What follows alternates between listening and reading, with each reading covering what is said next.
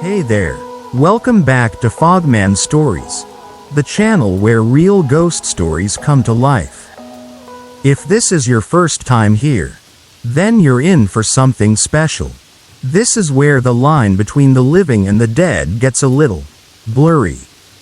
Where a shadow in the hallway, a whisper in the dark, or a knock in the middle of the night might just mean something more. Here at FOGMAN Stories, we don't just tell ghost stories, we share real experiences. Stories from real people who've lived through the chills, the fear, the things that go bump in the night, and never looked at the world the same way again. So if you love spooky, real-life paranormal tales, don't forget to subscribe, like this video, and share it with your fellow ghost lovers. Who knows, maybe one day, your story will be featured right here, on FOGMAN Stories.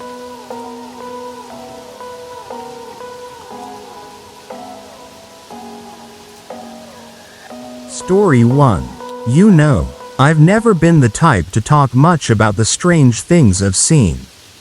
I always figured most folks wouldn't believe me anyway.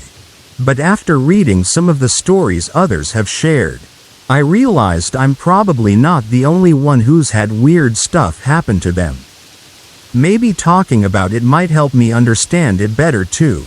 So here's what happened to me a few years back. It's all true, I swear. Back then, I was living up in a small attic room at my aunt's old house in a quiet town called Fairgrove, just off Route 17. It wasn't anything fancy. Just a converted attic with slanted ceilings, one little window, and a creaky floor that groaned every time you took a step. But it was cozy, and I liked having a space to myself. The first strange thing happened one night around 2:30 in the morning. I remember it clearly because I had this old alarm clock radio with the red numbers that glowed all night. I woke up suddenly. Not groggy or anything, just wide awake, like someone had nudged me on the shoulder. At first, I thought it was a noise that woke me, but the house was dead quiet. My eyes landed right away on the TV across the room. More specifically, on a silver candle holder I had placed on top of it. It was a bowl-shaped thing with little star and moon cutouts around the sides. The kind you'd put a tea light in and the light would shine through the shapes. But I hadn't lit a candle in it for weeks. And yet, it was spinning. Not fast, mind you, just a slow, steady turn, like someone had given it a gentle push. At first, I thought maybe it was a trick of the light or maybe vibrations from something. But the TV was off. And there wasn't any wind or movement in the room. The attic window was closed tight. The only light came from the street lamp outside, filtering through my thin curtains. I sat there for a good 5 minutes, just watching it turn. The patterns from the cutouts were glowing faintly on the wall behind, like a soft little light show. It was almost hypnotic. Then, like nothing had happened, I laid back down and went to sleep. This same thing happened for the next 5 nights.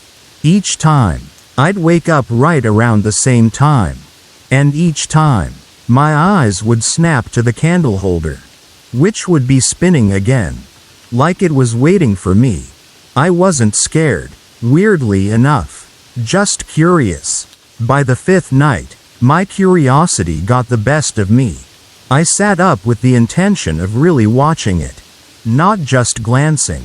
I squinted, leaned forward, trying to see exactly what was going on.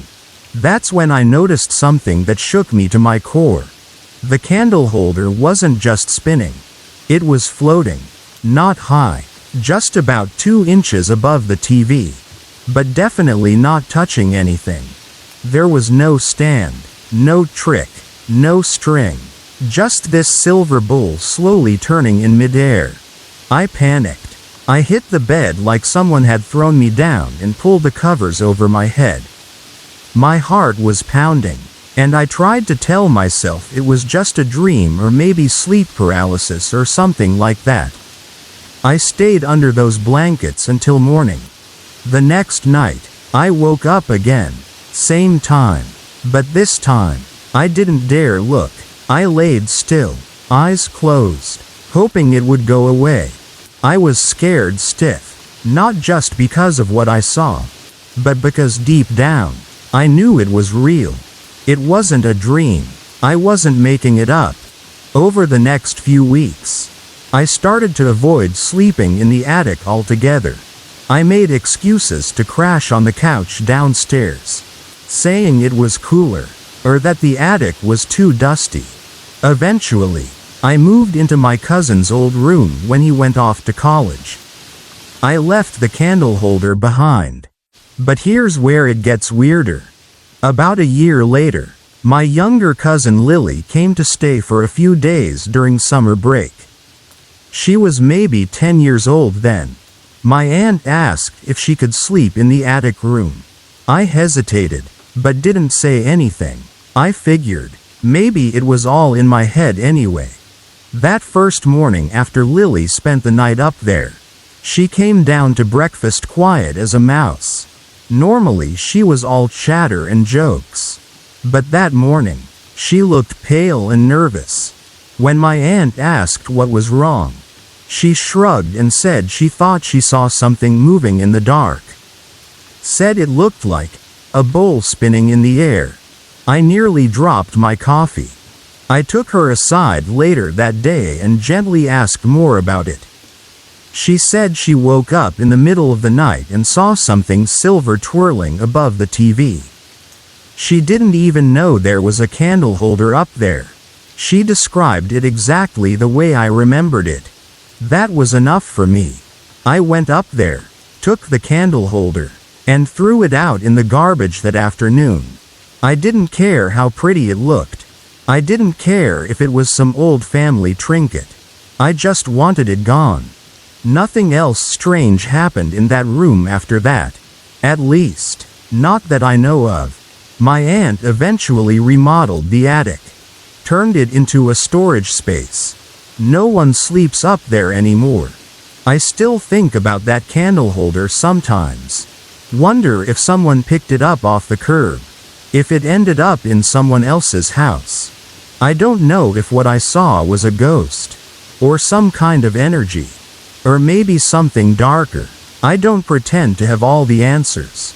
But I know what I saw. And when a 10-year-old kid sees the same exact thing without knowing anything about it, that's not coincidence. That's something real. So, yeah, that's my story. I think sometimes things happen that just don't fit into our regular understanding of the world. Maybe it's a spirit trying to get noticed. Maybe it's energy trapped in an object. Or maybe it's something else entirely. All I know is, if you ever find yourself waking up at the same time every night, drawn to look at the same thing over and over again, maybe trust your gut. Not everything can be explained. And sometimes, it's better not to know. Thanks for listening. If you liked this story, go ahead and hit that subscribe button. Give it a thumbs up. And feel free to share your own experiences in the comments. You never know who else out there has seen the same thing. Until next time, stay safe, and keep your eyes open.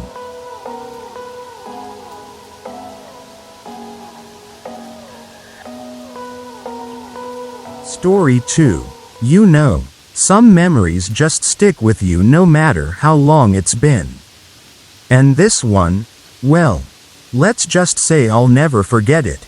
Not because it was sweet or funny or even sad, but because it still gives me the chills every time I think about it. So grab a drink, get comfortable, and let me tell y'all a little story from when I was younger. It's a true story, one that my family still talks about every now and then, usually with a nervous laugh and a glance over the shoulder. Back when I was around 10 or 11, My family used to live in this old apartment in a quiet little corner of Arizona, somewhere just outside of Yuma. The place was nothing fancy.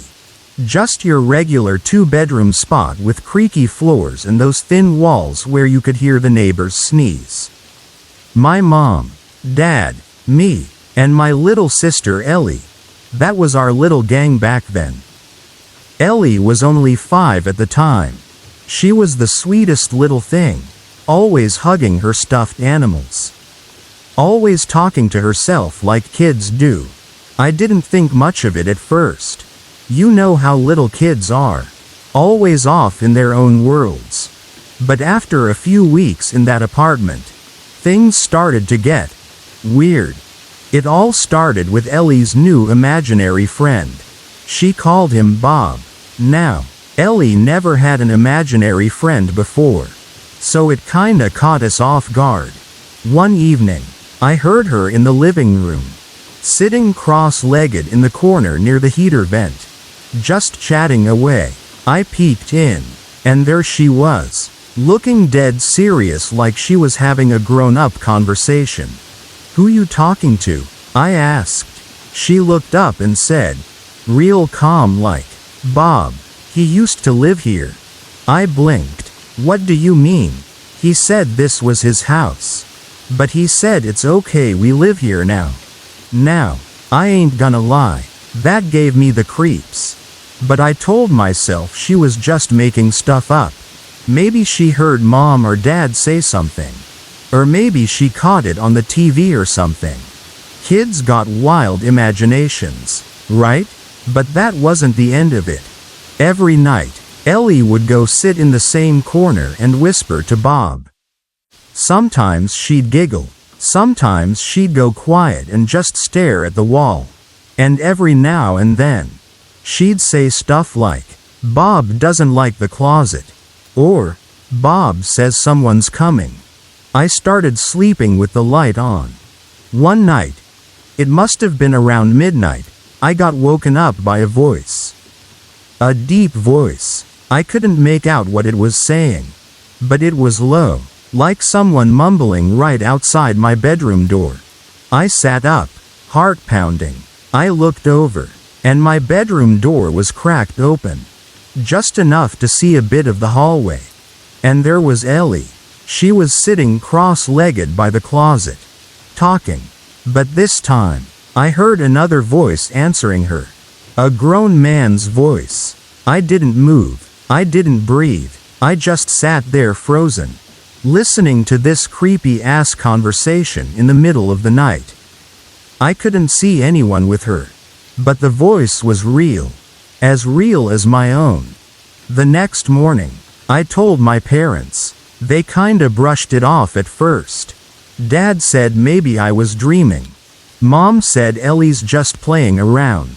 But then things started happening to them too.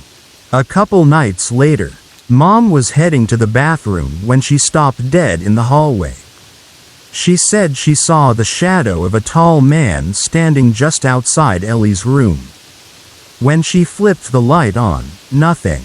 Nobody there, but she swore she saw it. Said it looked like someone in an old-fashioned suit, just standing there. Then came the knocking. It always happened at 3 in the morning. Sharp, loud knocks on the front door. The first time, Dad thought it was maybe one of the neighbors needing something. But when he got up and opened the door, nobody was there.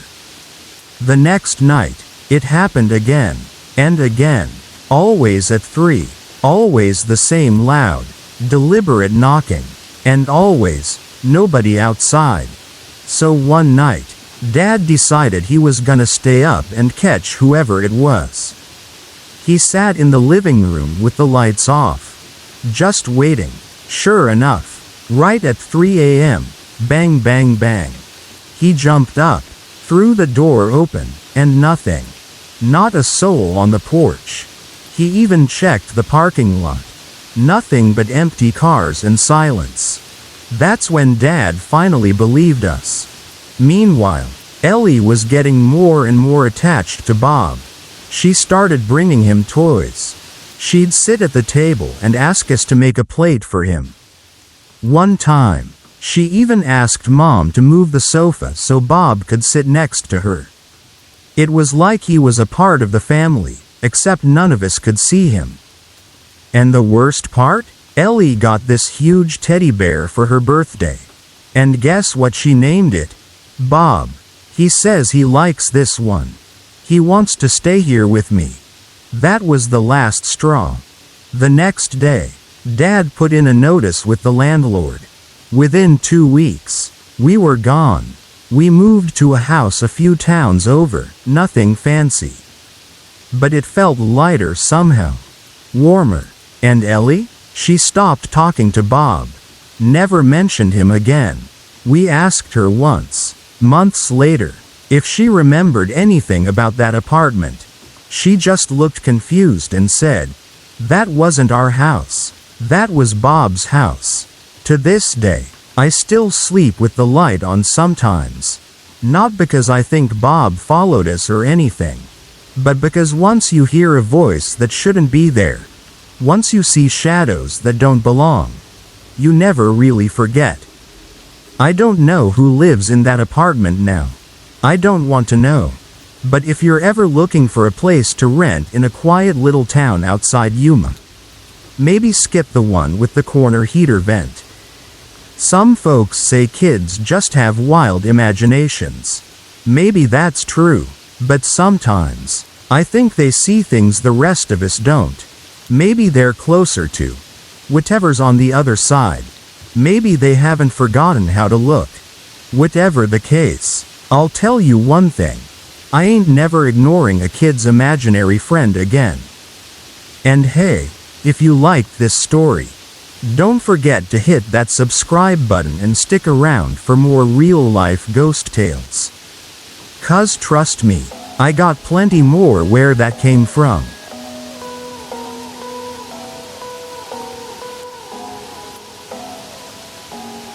Story 3. Hey everyone, welcome back to the channel. Today, I want to tell y'all a story that I still can't wrap my head around. Even after all these years. It's one of those things where no matter how much you try to explain it, there's just no logical reason behind what happened. And the craziest part? It happened when I was just a kid. So it stuck with me all this time. So grab a drink, sit back, and let me take you on a trip to a creepy old fort where something, or someone, made sure I knew I wasn't alone. I was around 12 years old when this happened. My parents had split up a few years earlier. And during that summer, I went to visit my dad. He was living in a little town up in Washington State. Let's call it Riverpine.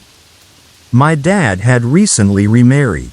So it was me, him, my stepmom Becky, and my grandparents from his side. One weekend, they decided it'd be fun to take a little day trip to a nearby historical site. It was this big old fort just outside of town, Fort Winthrop. I think it was called. Real old place, with thick stone walls, rusty cannons, and these narrow passageways that looked like they hadn't seen daylight in centuries. The kind of place you expect to see in an old war movie. You know, we got there early in the day.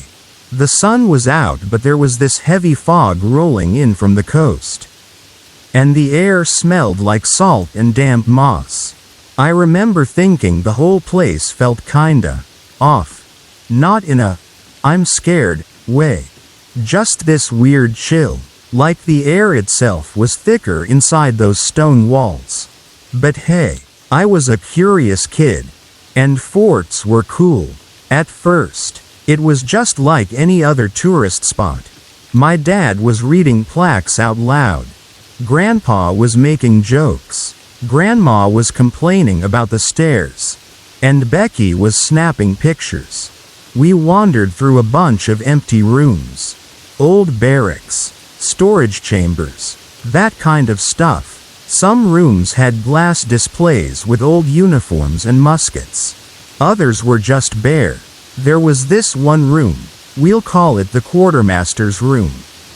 It was a little darker than the others and smelled musty, like old wood and mold. We all walked in together, poking around, not thinking much of it. Then one by one, everyone walked out. I stayed behind for just a second longer, just kinda staring at this dusty corner where there were some old crates. That's when I heard it. The sound of rocks, or something, scraping across the floor. Like someone dragging their boot across gravel. I froze. It wasn't loud, but it was clear. It didn't sound like it came from outside the building. It was inside that very room. Just a few feet behind me. I didn't even look back. I bolted, straight out the door and down the hallway, where I found my family already heading into the next chamber. My heart was pounding, but I didn't say anything just yet.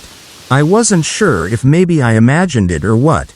The next room we entered had this massive iron door. The kind you'd expect in a medieval dungeon. Right in the center of the door was this big old round knocker. Like something out of a horror movie. We all looked at it for a second. Took a few pictures. And then again. Everyone slowly started moving on to the next room. And again. I was the last one to leave. Just as I turned to go, the knocker slammed against the door. Not gently. Not like a breeze moved it. It slammed hard. The kind of sound that echoes in your bones. I screamed. I ran. Didn't care who saw or heard me. I ran straight to my dad. He laughed it off. Said maybe it was loose or the wind did it. But I wasn't buying it. There was no wind inside that heavy stone room. And the way it hit, it was like someone was trying to get my attention. After that, I didn't want to be alone in any of the rooms. I stuck to my grandma like glue. We explored the rest of the place without much else happening. But I was already on edge. Eventually, we made our way to the top part of the fort. It overlooked the cliffs and had a view of the ocean. Real pretty. But the sky had started turning gray and the fog was creeping in fast. That's when my dad and grandpa saw a narrow staircase leading down into what looked like a storage tunnel or maybe an old armory room. Let's go check it out, Dad said. You coming, Mindy? Grandpa added. I shook my head. Everything in me said don't. It felt wrong. Cold. Like something was waiting down there. So they went without me. I waited up top with Becky and my grandma for a few minutes. I was getting a little antsy, wondering if they'd come back soon. So I called out, Dad? Grandpa? You still down there? And I swear to you, plain as day, I heard them call back. Come on down, Mindy. Come on. Same voices, same tone, no echo, no distortion. So I did what any kid would do. I listened. I went down the steps slowly, heart racing. The stairs creaked under my feet, and the air grew colder with each step. When I got to the bottom, I looked around the room. Empty. Not just, they left, empty. It felt vacant, dead, like the air wasn't even moving. I panicked. I ran back up the stairs, across the open terrace, and found my dad and grandpa walking along the far side of the fort. Nowhere near that stairwell. I ran up to them, breathless, and asked if they had called me. They looked confused. We've been over here the whole time. Dad said, we never called you. To this day, I have no explanation. Something at that fort mimicked their voices perfectly. And it knew I'd come if I heard them. So that's my story. I still get chills when I think about it. Whatever was in that fort, it wasn't just old history and cold stone. Something else was there, watching, listening, maybe even waiting. Y'all let me know what you think in the comments. Have you ever experienced anything like that? And if you enjoy these true ghost stories, don't forget to like the video, subscribe to the channel, and share it with your fellow spooky story lovers. Till next time, stay safe, stay curious, and don't go answering voices that shouldn't be there.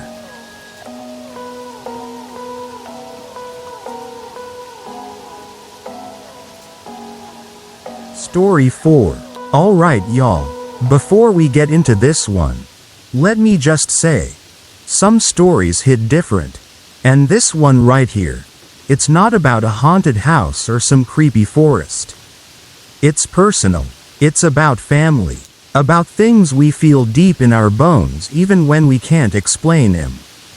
So grab a snack, turn the lights down low, and listen close, 'cause this story, it's got heart and chills. You know, I've always felt like there was someone watching over me. Not in a scary way. More like a quiet presence that shows up when things get weird. I used to brush it off. But now, I know better. See, my name's Lacey, and before I was even born, something happened that kinda marked my life in a way I didn't understand till years later. My grandpa, my mom's dad, he passed away just 3 days before I was born. Folks said he was so excited to meet me, but he just couldn't hold on. And I swear to you, even though I never met the man, he's been around ever since. Now, this all started way back when my mom, who we'll call Kim for this story, was younger. She had a roommate back then named Julie, and they were renting this little house on the outskirts of Bay Ridge. A quiet town where nothing ever seemed to happen until it did. One afternoon, Kim was working a double shift at the diner. Julie was home alone, chillin' on the couch, watching reruns of some crime drama. Everything was normal, until it wasn't. Julie heard a racket comin' from the bathroom that was connected to Kim's room. Sounded like someone rummaging through drawers or maybe even knocking things over. So she shouted, "Kim, can you keep it down?" And just like that, silence. Julie figured Kim got the message and didn't think much of it. She went back to watching her show. Eventually drifted off on the couch. Maybe an hour later, she jolted awake, same noise, same bathroom, but this time, it felt different, louder, persistent. She didn't feel scared, just annoyed, so she looked toward the hallway and yelled again. "Seriously, Kim, quit it." No answer. A few minutes passed, and then the front door opened. Kim walked in, her hair still in a messy bun from work, carrying groceries. Julie sat up, blinking hard like she couldn't believe what she was seeing. "Wait a sec. You just got home?" Kim looked confused. "Yeah, why?" Julie stood there, arms crossed, trying to make sense of it. "Who was in your bathroom then?" "I heard someone twice, loud, moving around. Thought it was you." Kim shook her head. "Julie, I been at work since 7 a.m. I ain't been here all day." That's when Julie's face lost all its color. She started shaking, not like overdramatic TV shaking, but real fear. The kind that gets in your bones. They checked the bathroom together. Not a single thing was out of place. Nothing moved, nothing touched. Julie didn't stay the night after that. At the time, Mom didn't think too much of it. She figured maybe Julie dreamed it. Or maybe it was a one-off thing. But as time passed, little things kept happening. Doors that were shut would be open. Lights flickered for no reason. The air would get cold in the same hallway outside her bedroom. It was like something, was still around. Fast forward some years later. I was probably around 11, maybe 12. I was home alone after school. Just me and the dog, Cooper. I was in the kitchen, singing my heart out to some goofy song from a Disney Channel movie. You know how it is at that age, music too loud. Totally feeling yourself. And then, I saw him, clear as day, standing right by the door to my bedroom. A figure, not solid, not clear, but shaped, like a shadow with edges. Kinda grayish, with darker streaks, almost like smoke. I froze. Not like scream and run kinda frozen. More like, confused. He didn't move. He just stood there, looking at me.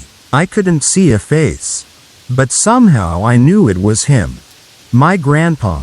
I called my best friend Courtney right away. Told her what I saw.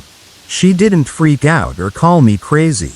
She just went, wow, like she believed me. From then on, every time she came over, weird stuff happened. Lights flickering, cold spots, and sometimes, we'd both see him, just standing there. We even made up a code word. MP. Stood for, Misty Presence. Though sometimes we joked it meant, my pops. Whenever one of us saw him, we'd nudge the other and just whisper, MP. Thing is, it never felt evil, never like those horror movie ghosts. Just, there, quiet, watching. I got used to it. And honestly, it started to feel kinda nice. Like maybe he was looking out for me. Like maybe he didn't get to meet me in this life. But he wasn't gonna let that stop him from sticking around. There were nights I'd be crying in bed about something stupid, fights at school. Feeling alone, and I'd feel that chill in the air. And weirdly, I'd calm down, like someone was telling me it was gonna be alright. And now that I'm older, I think about him a lot. About what it means to miss someone you never even met. I don't know how to explain it, but I feel him, even now. Written this. So, do I think he's trying to tell me something? Maybe. Or maybe he's just reminding me that love don't end just 'cause someone's gone. Not all ghost stories are about terror and fear. Sometimes, they're about love that's so strong, it refuses to let go. This story, Lacey's story, reminds us that family ties run deeper than life itself. Whether you believe in spirits or not, there's something powerful about the idea that we're never truly alone. Thanks for listening, y'all. And if you've ever felt like someone's watching over you, maybe they are. Don't forget to like, share, and subscribe if you want more true stories like this one. See y'all next time.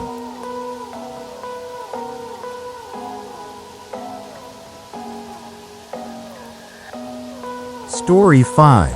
Hey there everyone. Welcome back to the channel. If this is your first time here, then let me just say, you've landed in the right place for the kind of stories that crawl under your skin and whisper in your ear when you're alone in the dark. Tonight, I'm gonna share something real strange that happened to me.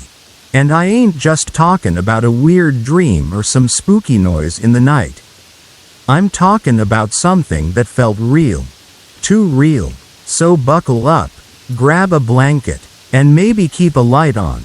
Just in case. I've been dealing with these weird sleep paralysis things lately. Don't know if any of y'all ever had that before. But let me tell y'all, it ain't fun. Some nights, I feel like I can't move, can't breathe right, and sometimes, well, sometimes it feels like something else is there in the room with me. The first time it happened, I was sleeping over at my buddy's house in a small town called Pine Hollow. Now, this place ain't got much. Just woods, a diner, and a whole lot of silence after dark. Anyway, me and two of my close friends, Rick and Darren, decided to have a little sleepover since we were all off work the next day. They crashed on the floor in the living room. But me, I snuck off to the bedroom. Call me selfish. But that bed was 10 times comfier. It was around 1 in the morning when I felt myself get up. Everything in the room had this strange bluish tint, like moonlight but thicker, almost like the air was made of foggy glass. I didn't feel scared, just floaty, like I wasn't quite me. I didn't look back as I walked to the window. Something told me not to. I was thinking about going back down to hang with Rick and Darren. Maybe grab a snack or something. But right as I had that thought, this invisible force grabbed me hard, pulled me straight back to the bed like I was caught in a riptide. I landed in the corner of the mattress and couldn't move.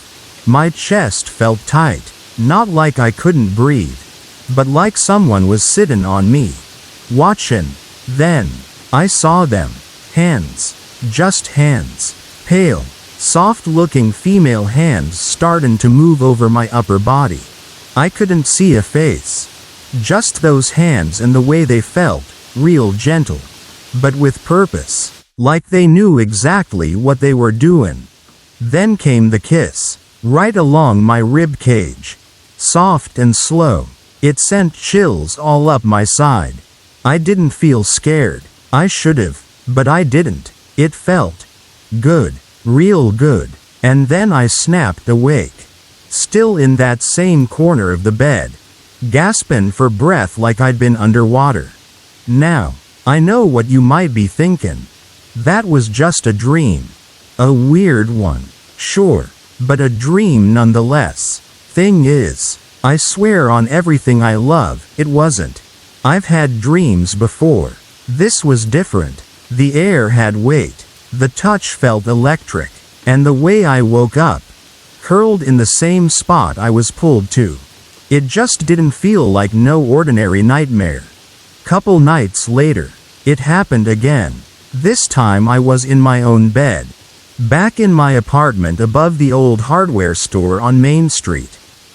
I couldn't sleep. Kept thinking about that first night.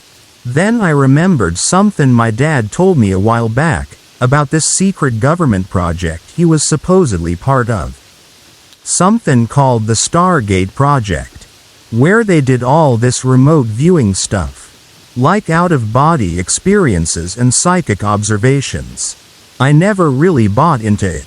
But after what happened, I started wondering. So I tried to focus. Lay there quiet, breathing steady, trying to slip back into whatever state I was in before. And somehow, I did. My body wouldn't move, but my head, I could bend my neck and look forward. And that's when I saw her. Or part of her. A woman's hand, pale and perfect, her shoulder bare, soft curves in the moonlight. I couldn't see her face. But I didn't need to. I felt her. She started touching me again. Slow and light, like a breeze that tickled and burned at the same time. My pants were half down. And yeah, I ain't gonna lie to ya, it felt real good. Too good. There was this heat, this tingling that made my skin crawl in a way that wasn't scary. It was addictive. And then she whispered, not with words, but in my head, like a thought that didn't belong to me. And just like before, I woke up breathing hard. Alone. But not really. The room still smelled like lilac and smoke. And I knew she'd been there. Whatever she was. After that, I started reading up on this kinda thing. Came across something called a succubus, a demon that visits men in their sleep. Drains their life through, well, pleasure. Sounded crazy at first, but I couldn't shake the feeling that that's what I'd run into. I had more episodes after that, some scarier than others. Once, she dragged me under the sheets and I swear, I saw a glimpse of her face, all shadows and eyes like coals. Another time, I woke up with scratch marks on my chest. I live alone, no pets, doors locked. I even tried sleeping in shifts. Drinking coffee till 3 in the morning. just to avoid her. But it didn't matter. She came whether I was ready or not. Like she was waiting in the corners of my mind. Look, I ain't here to convince anybody. I'm just telling y'all what happened to me. If you've been through something like this, you know how real it can feel. And if you haven't, count yourself lucky. 'Cause once she finds you, there ain't no guarantee she'll let go. Thanks for listening, folks. If you've got stories of your own, drop 'em in the comments. Maybe we'll find some answers together. And hey, if you enjoy these kinds of strange, unsettling tales, don't forget to like, subscribe, and keep your eyes open. You never know who, or what, might be watching you tonight.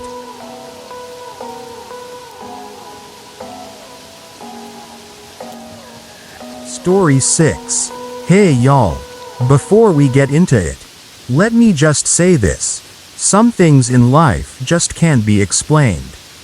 You ever had that moment when you feel like someone, or something, is looking out for you? Like, just as you're about to step into trouble, something tugs you back? I've had that happen, more than once, and it wasn't just some lucky break. This story I'm about to share, it's not something I've talked about much. In fact, I don't think I've ever really sat down and put it all into words before now. But it's stayed with me all these years. It's real. It happened to me. And no matter what folks say about ghosts or guardian angels or whatever, I know what I heard. I know what I saw. So here goes. I grew up in a small town called Willow Creek. One of those sleepy little places in Tennessee where everyone knows everybody and the summers seem to stretch forever. We had a big backyard with a swing set my dad built himself. It was simple, made of old timber and chain links. But it was my favorite spot to be. I was about 7 years old at the time. It was a hot July afternoon. My brother and sister were inside the house, probably watching cartoons or sneaking cookies from the kitchen. I was out back by myself, swinging higher and higher, trying to touch the clouds with my toes. I remember the creak of the swing set, the chirping of cicadas, and the smell of cut grass in the air. Everything was peaceful until I heard it. A voice, not loud, but sharp, stern. Like how a grandmother scolds you when you're about to do something dumb. It called my name, Lana. I froze mid-swing and looked around. There wasn't anyone there. I figured maybe it was my mom. But something about the tone, it didn't sound like her. It sounded older. I kept swinging, but my heart was thumping a little faster. Then the voice came again. Lana, get inside. Now. It was harsher this time. Almost angry. I didn't wait. I jumped off the swing, skinned my knee a little, and ran straight into the house. My mom was standing at the kitchen sink, humming and washing dishes like nothing had happened. You okay? She asked. Noticing my scraped knee, I told her I thought she had called me, but she just looked confused. I didn't say anything. Honey, you sure you didn't just imagine it? I shook my head. It sounded like a grandma. She raised her eyebrows. Well, maybe you got an angel looking out for you. I didn't go back outside that day. Neither did my siblings, not after I begged them not to. Something didn't feel right. An hour or so later, our neighbor Mr. Tiller called. He said he'd seen something slithering under the swing set and wanted to let us know. Turned out it was a copperhead snake. Not just one, either. The exterminator found a whole nest under the shed, right behind the swing. If I hadn't come inside when I did, I might have stepped right on one. Mom looked at me differently that day. I think that's when she started believing me a little more. That wasn't the only time the voice came to me. Over the years, I'd sometimes hear it in my dreams. or feel a sudden urge to change direction, turn around, or check on someone. I didn't always listen, but every time I did, it felt like I'd dodged something bad. Fast forward about 12 years, I was 19, fresh out of high school, working part-time at a diner and trying to figure out what the heck to do with my life. I moved into a small rental house with a friend of mine named Kendra. Her grandma had owned the place, but she was now in a care home, dealing with advanced Alzheimer's. The house had that old-timey charm, creaky wood floors, floral wallpaper, and one of those clawfoot bathtubs. I loved it. I took the back bedroom. Kendra told me it used to be her grandparents' room. The moment I walked in, I felt something. It wasn't scary, actually. It was the most peaceful place I'd ever stepped foot into. Like a warm hug. I didn't know then that her grandfather had died in that very room.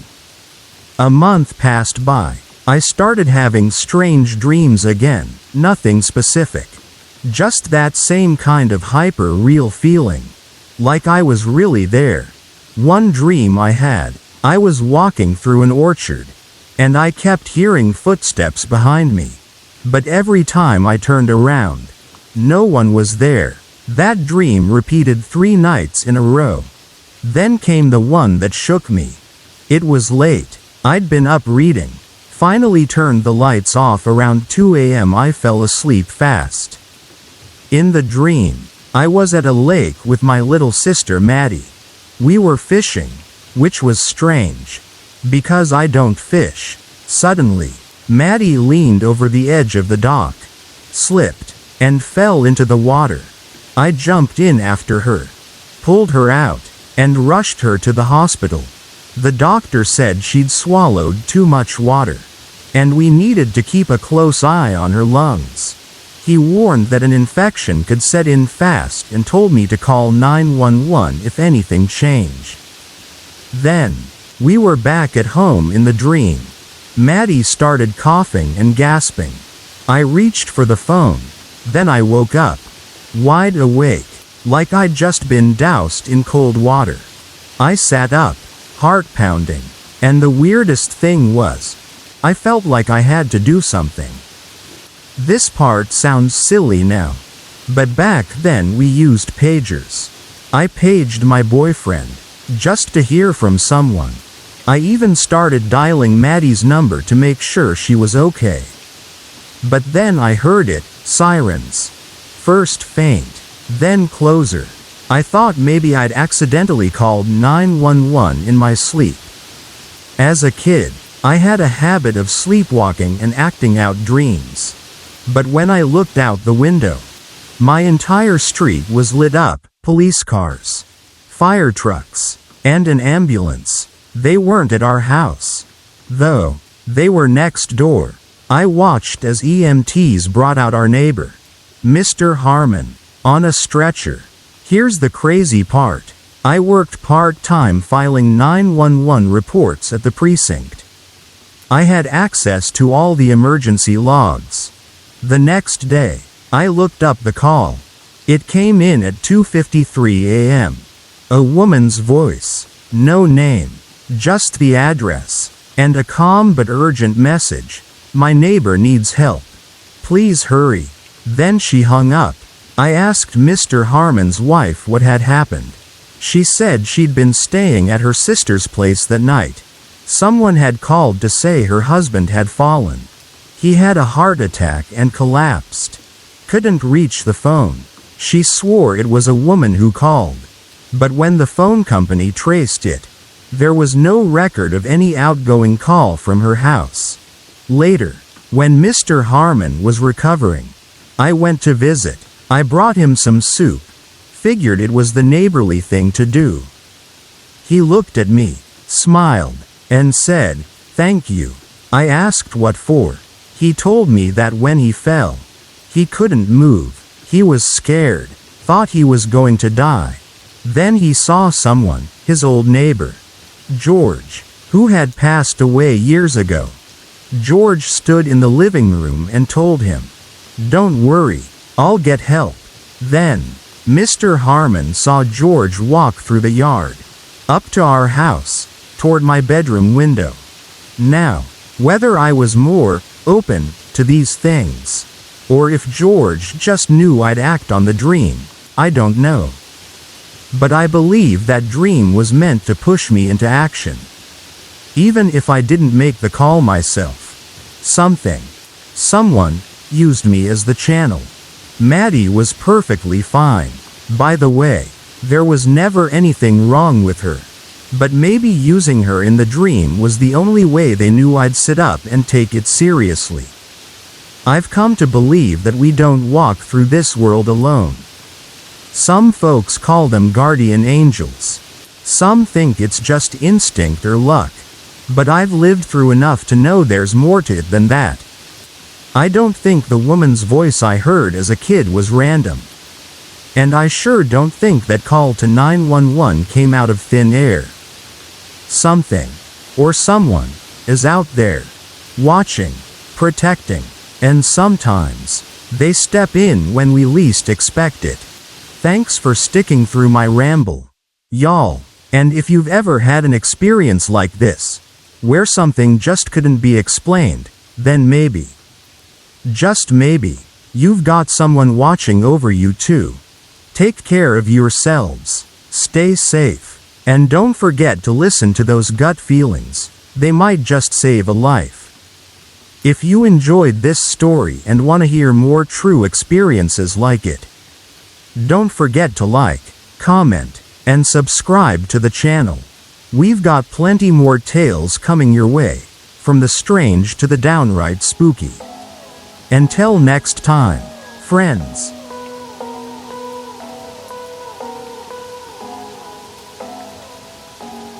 Story 7.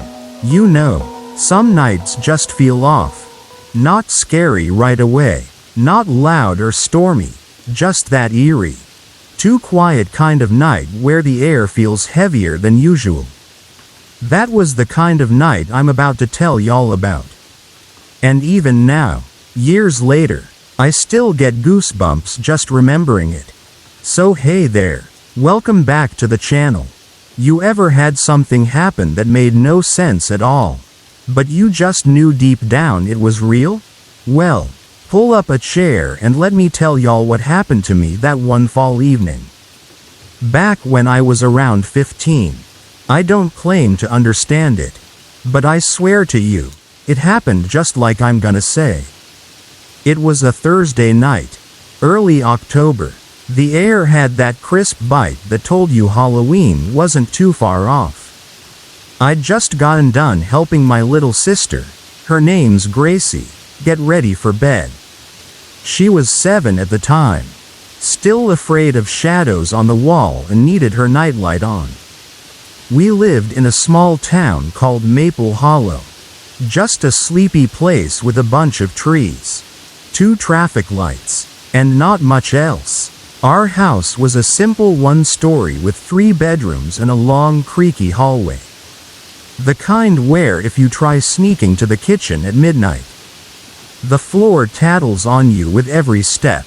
That night, Mom and Dad had already turned in early. I could hear Dad snoring like a chainsaw when I passed by their room. After tucking Gracie in, I told my folks good night through their cracked door. Mom mumbled back something sleepy, and Dad didn't even stir. My beagle mix, Rusty, was already waiting for me at the bedroom door. He always slept at my feet, like my personal little guard dog.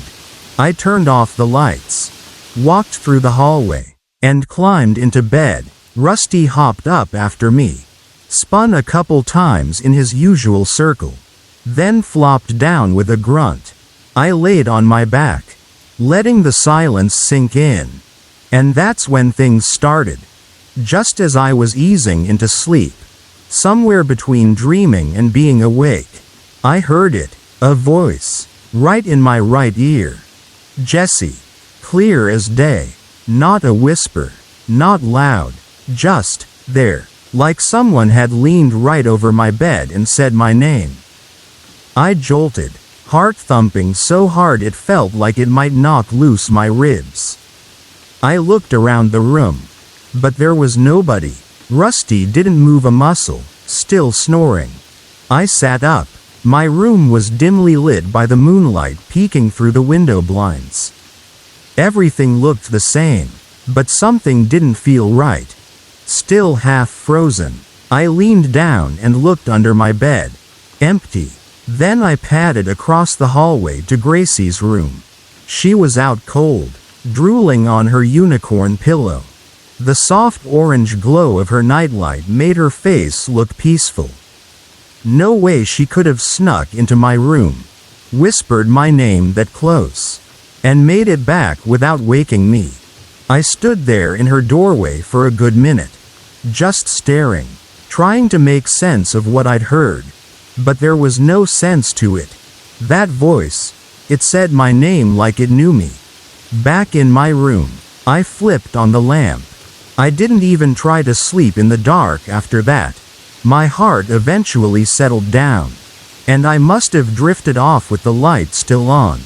Next morning at breakfast, I told Mom. She gave me one of those looks, half worry, half, "You're just tired." "Could have been a dream," she said. "Didn't feel like one." I said, "It was too clear." She stirred her coffee and just nodded. Dad didn't even lift his eyes from the newspaper. I tried to shrug it off, but I couldn't. All day at school, I kept hearing it in my head. That voice, that single word, my name. No tone, no hint of who or what it was. That night, I left the hallway light on. Claimed it was for Rusty in case he needed to go out. Truth was, I didn't want that full darkness pressing in on me again. For a few days, nothing else happened, but the feeling didn't go away. It was like the air in my room was different. Not colder, exactly, but heavier somehow. Then, about a week later, came the second time. It was late, nearly midnight.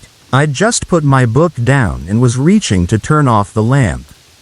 Rusty was curled up in his usual spot, and just before I hit the switch, "Jesse." Same voice, same spot, right by my right ear. I froze. This time, it felt closer, more present. I didn't move, didn't breathe. My skin broke out in goosebumps and my mouth went dry. I turned slowly, heart pounding, but nothing was there. The window was shut. The door was closed. Rusty didn't even stir. I didn't sleep that night. Just sat there, lamp on, trying to stay awake. By morning, I looked like a zombie. Mom noticed, of course. "You okay, sweetie?" Heard it again. I mumbled. She didn't say anything for a while. Then she touched my hand and said, "Maybe we should get someone to bless the house." That threw me off. My mom ain't the superstitious type. I nodded. The weekend came and went. We lit a few candles. Said a prayer with Aunt Maggie. She's kind of the spiritual one in the family. And everything seemed quiet again. But quiet don't always mean safe. A few nights later, I woke up out of nowhere. No sound, no dream, just awake. Rusty was sitting up, ears perked, not barking, just listening. And then, the closet door creaked, just a little. Now look, I ain't scared of closets. But in that moment, I was scared of everything. I stared at that door until the morning sun started coming in. I never saw anything come out of it. Never heard my name that night. But I knew it was still there. Whatever it was, that was the last time I heard the voice. But the feeling? It stayed a while. Weeks. Maybe months. That weird sense that something knew my name and had come to say it. So what was it? A spirit? A warning? My mind playing tricks? I still don't know. But I'll tell you this. I never sleep with the lights all the way off anymore. And sometimes, when the house is quiet and the wind's blowing just right, I swear I still feel someone leaning in, right next to my ear. Some stories don't need jump scares or creepy faces to be terrifying. Sometimes, just knowing something out there knows your name is enough to freeze your blood. Thanks for listening, y'all. If you've ever experienced something like this, something strange, quiet, but real, leave a comment below. And hey, if you liked the story, don't forget to hit that like button and subscribe for more real tales from the shadows. Until next time, keep a light on. You never know who, or what, might be listening. Jesse.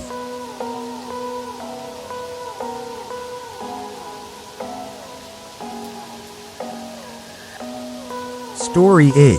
Hey everyone. So, most of the spooky stuff that's ever happened to me took place in or around my house. But this one was different. It happened miles away, in a place I didn't expect. And I was the only one who saw it. To this day, I can't really explain it. But maybe by telling the story, someone out there might have an idea of what the hell I experienced. At the time, I was living with my family in the small mountain town of Alder Creek. Tucked deep in the forests of northern Oregon, it was a quiet place. The kind where everyone knew each other and not much ever really happened. My high school was down in the city center. A good 30-minute drive each way. On weekends, my family would sometimes go on little drives around the outskirts of town. Just for something to do. That's how this whole thing started. It was my parents' anniversary, and my dad had spotted a trail near the old bristlecone mine while on a work delivery. He thought it'd be fun to check it out, show my mom, and maybe take a little hike. So we packed up some snacks, grabbed our jackets, and hopped in the car. It was me, my younger brother Jamie, and our folks. We weren't planning on going far, just up the trail a bit to where the entrance to the old mine was. The hike, if you went all the way, could take a full day. We weren't that ambitious. Now, these mines had been abandoned for decades, leftovers from Oregon's mining boom in the early 1900s. Most were sealed up or caved in, and people were warned not to go poking around. Still, there were old plaques and exhibits near the trailhead that told the history. You'd see rusted tools, busted helmets, maybe a broken down ore cart here and there. We reached the mine entrance in the early afternoon. Sunlight filtered through the trees just enough to keep things from feeling too creepy. My parents and Jamie were reading the display signs near a rusted pickaxe and some faded photographs. Me? I got bored. I wandered off a little, just a few feet away, kicking around this rock I'd found. At some point, I kicked the rock a bit too hard and it bounced through a gap in the rusted gate that marked the old mine's entrance. I followed it without thinking. That's when I noticed the sign. Closed, do not enter. The gate was bent, rusted, but still standing. About 10 feet in, the shaft was completely blocked by a pile of collapsed stone and timber. It was obviously a cave-in, end of the road, but as I stood there, something shifted. The air, it got colder. Like, way colder. And it wasn't just the temperature. The breeze that had been blowing outward suddenly reversed. It was pulling inward now. Like the mine was breathing me in. I took a step back, confused. That's when I saw them. 4, maybe 5 men, just standing there inside the mine. Maybe 20 feet past the rock pile that should have blocked the shaft completely. They looked like old-timey miners, dirty white shirts. Jeans held up by suspenders. boots caked in dust. Each of them had a pickaxe slung over their shoulder. But here's the part that made my blood run cold. Their eyes were gone. Just black, empty sockets. And all at once, they stopped walking and turned their heads toward me. Not like they were curious. Like they were angry, accusing. I froze. My chest tightened. And this wave of dread hit me so hard I couldn't breathe. I couldn't even scream. My feet felt nailed to the ground. Then, as if rehearsed, each of those men lifted a hand and pointed straight at me. 5 bony fingers. 5 silent accusations. My head spun. I felt like I was falling even though I hadn't moved. My ears rang. Everything around me darkened except for them. Then, just as suddenly, I felt someone grab me. Lena, are you okay? What's wrong? It was my mom. She was shaking me, her face pale and panicked. I was back outside the mine, just a few feet from the gate. The sunlight was still there, the birds still chirping, but everything felt off, like the air hadn't quite settled yet. I mumbled something like, "I'm fine," though I clearly wasn't. My mom said they'd started heading back down the trail when she realized I wasn't with them. She turned around and found me standing at the mine entrance, completely still, my mouth moving but no words coming out. Just this awful, guttural sound. She said I was pale as a ghost, eyes wide, repeating over and over, "I didn't do it. I didn't do it." I don't remember saying that. I don't even remember her pulling me away. The last thing I recall is those men pointing at me. That's it. We drove home in silence. My parents didn't press me about it, though I could tell they were worried. Jamie was quiet too, unusually so. That night, I couldn't sleep. Every time I closed my eyes, I saw those hollow faces. Those fingers pointed like spears. I didn't go to school the next day. I couldn't. Over time, the memory faded a bit, or at least got fuzzier. But something weird started happening. That same trail? They used part of it for gym class at school, just the lower half. Every time we ran that trail, I'd feel this sharp pain behind my right ear. Not like a normal headache. It was this hot, piercing stab that'd get worse the closer we got to the mine. It only eased up once we turned back. I never told anyone at school. I didn't want to sound crazy. But I never forgot what I saw. I still avoid that area. Even now. Sometimes I wonder, did those miners die in that collapse? Were they trapped, waiting to be found? Why did they look at me like that? Why did I say, "I didn't do it"? I didn't know them. I wasn't even born when the mine shut down. But deep down, part of me thinks, maybe places remember. Maybe pain lingers in the walls, in the rocks, and maybe, just maybe, they were looking for someone to blame. So, yeah, that's what happened to me. I don't expect anyone to believe it. But if you've ever experienced something similar, or even have a theory, I'd love to hear it. Because honestly, that moment changed something in me. Thanks for listening. And if you like stories like this, don't forget to subscribe and follow the channel. There's more to come. Stay safe out there. You never know what's waiting in the dark.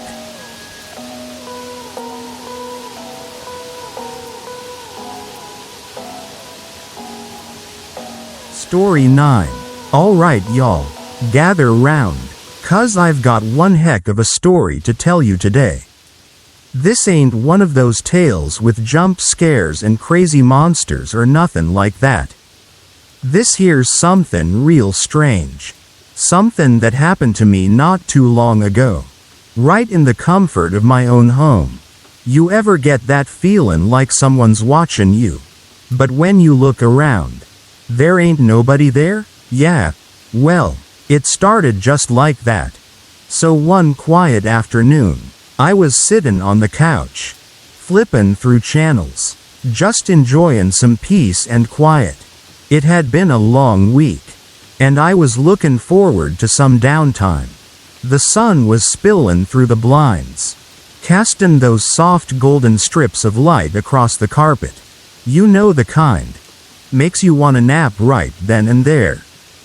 Anyhow, I had the TV goin'. Some old rerun show.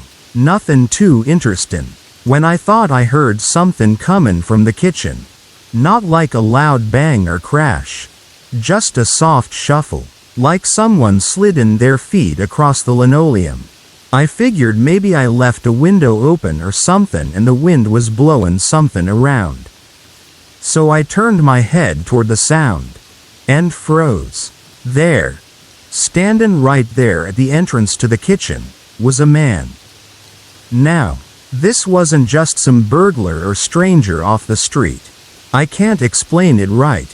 But there was something oddly familiar about him. Like my memory was trying to dig up a face from some dusty corner of my mind. He was just standin' there, starin' back at me, calm as ever. He didn't look mad or nothin'. In fact, his face was gentle, almost sad. I couldn't move a muscle. I was frozen stiff. I didn't even breathe for a moment. I just sat there, staring at him, trying to make sense of what I was seeing. Then, just like that, he was gone. I blinked, and the doorway was empty. My heart was pounding. I jumped up, ran to the door, checked every lock, every window, all shut tight, deadbolts locked. There was no way anyone could have gotten in or out without me hearing. And yet, I saw him, clear as day. Now, I ain't someone who scares easy. I grew up in a rough neighborhood, worked long shifts at the factory, seen my share of rough stuff. But this rattled me deep. I didn't say nothing to anyone for a while. Figured maybe my mind was playing tricks on me. Maybe I dozed off and dreamt the whole thing. But in my gut, I knew better. That wasn't no dream. Over the next few weeks, little things started happening. I'd catch a shadow moving out of the corner of my eye. But when I turned, nothing. Doors creaking open just a smidge. Even when I knew I shut them tight, the air in the hallway would feel colder than the rest of the house. Like a little pocket of chill that didn't make no sense. One night, I was getting ready for bed and I saw the reflection of someone in the bathroom mirror. Just over my shoulder, I spun around fast, heart thumping. Nothing. But that image, it stuck with me. A glimpse of that same man. Just a flicker, and gone. Weeks later, the whole family was over at my place. My folks, my brother Jesse, and his 2 kids, Sarah and Luke.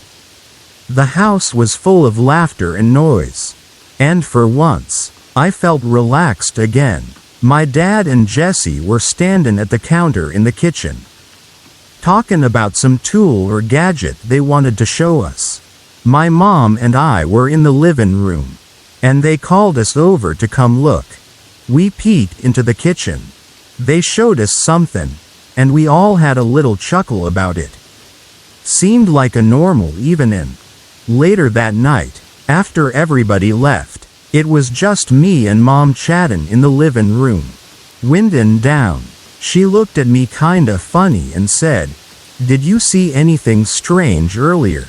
When we looked in at your dad and Jesse?" I hesitated. "What do you mean?" She said, "I saw a little girl. Long blonde hair. Standing between them. Smiling. I felt the hair on my arms stand straight up. Because I saw the same thing. And I hadn't told a soul. Now, Sarah's got dark brown hair. And Luke's a little boy with a buzz cut. No way either of them could have been mistaken for that girl. And they were both in the living room with us at the time anyway." I couldn't sleep that night. I just laid there, staring at the ceiling, trying to wrap my head around what we'd seen. It wasn't just me anymore. Mom saw her too. That same girl. Blonde hair, little dress, and that eerie smile.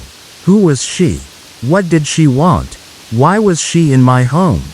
I'll stop here for now. But believe me, that was just the start of it all. If y'all are curious what happened next, well, there's more to tell. And I got a feeling that girl and the man, they weren't strangers at all. Just maybe, they were trying to tell us something. See y'all in the next one.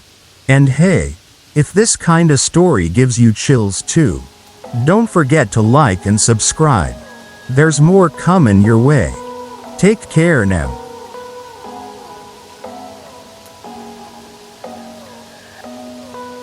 Story 10. Alright y'all, this one's a little strange, even for me. But hey, if you've been following my stories up to now, you know I ain't the type to make up tales just for the thrill of it. What I'm about to tell y'all really happened, and it still gives me the chills just thinking about it. Now grab a coffee or something stronger, and settle in. So for those who don't know the backstory, there was this old house over on Willow Creek Road that had a bit of a reputation. Folks around town used to whisper about it being haunted. And I ain't talking about the kind of haunted you see in movies. This was the real deal. Doors slamming shut on their own. Cold spots. Stuff moving when nobody was round. The whole 9 yards. I had a few run-ins with that place myself back when I was younger. So I knew it wasn't just stories. Now I was about 16 or 17 when this happened. I remember it was a Saturday. And I didn't have much going on that day. My neighbor, Mr. Harold, who owned the spooky old house, caught me outside and hollered across the fence. "Hey kid," he said, "you wanna make a few bucks helping me clean up my basement?" Now, listen. I knew what house he was talking about. And I knew it wasn't exactly the kind of place you wanted to hang around too long. Especially after sundown. But at the time, money talked louder than ghosts. And Mr. Harold said it would just be during the day. And nothing weird ever happened in daylight. Right? So I agreed. We started cleaning out the basement. Nothing too crazy at first. Just old furniture. Boxes full of newspapers from the 70s. Some rusty tools. That kind of junk. Took a couple hours just hauling all that stuff out. Then Mr. Harold tells me he wants to make the crawl space under the house a bit bigger. Said it'd help with airflow or something. I didn't question it. He was paying, after all. Thing is, I was the skinniest of the bunch. So naturally, I got picked to crawl under there and start digging out some of the dirt. It was cramped and musty. Full of cobwebs and Lord knows what else. I had a little headlamp on and a small shovel. Just scooting around on my stomach like a mole. I must have been under there for a good hour. Working away, when my shovel hit something kinda solid. At first I thought it was just a root or a rock. But when I brushed away the dirt, that's when I saw it. It looked like a baby's hand. I ain't even joking, curled around this tiny metal rattle, all stiff and pale like. My first thought was, okay, probably a doll, creepy. But not unheard of. I picked it up real gentle, squinting at it through the dim light. And I remember thinking it felt too real. Too heavy, you know? Still, I told myself it was just a toy and shoved it in my pocket. Kept digging for a bit longer till I cleared out the space Mr. Harold wanted. When I crawled back out, one of my buddies, Jake, had shown up to see what I was doing. I told him about the hand, and of course, he thought I was messing with him. So I pulled it out and tossed it to him. He barely caught it and looked at it for like half a second before going pale. "Dude, what the hell?" he said, and he flung it back at me like it was a hot coal. I took a closer look at it myself. And honestly, it didn't look like no doll's hand. It looked like an actual severed hand from a baby, all gray and dry. Cut clean above the wrist. Now, being teenagers, we did what any dumb teen would do. We dared each other to touch it again. I tossed it back to Jake, trying to see if he saw the same thing I did. He just shook his head and dropped it right in front of him, refusing to pick it up. Here's the thing. We both saw where it landed, right there on the ground. But when I leaned down to grab it again, it was gone. We searched everywhere, under the porch, behind the crates, even inside an old cooler sitting nearby. Nothing. It vanished, like it was never there. And let me tell ya, we weren't the only ones who knew that house had a dark past. Mr. Harold didn't say nothing, but he looked like he already knew more than he was letting on. Even now, years later, Jake still won't talk about it, won't go near that house. And me? Well, I ain't never found a good explanation for what we saw. I've tried to tell myself it was just some old doll part. But deep down, I know better. Whatever that thing was, it didn't want to be found. Some folks might say we imagined the whole thing, or that we were just kids seeing things. But if you'd been there, if you'd felt the air turn still and heavy, if you'd seen the look on Jake's face, you'd know it wasn't just a prank or a figment of our imaginations. That house had secrets, and maybe we dug a little too deep. Anyway, thank y'all for sticking with me through this one. If you enjoyed the story, don't forget to hit that like button, subscribe, and share it with someone who loves a good scare. I'll see y'all in the next one, or maybe not, depending on what we dig up next time.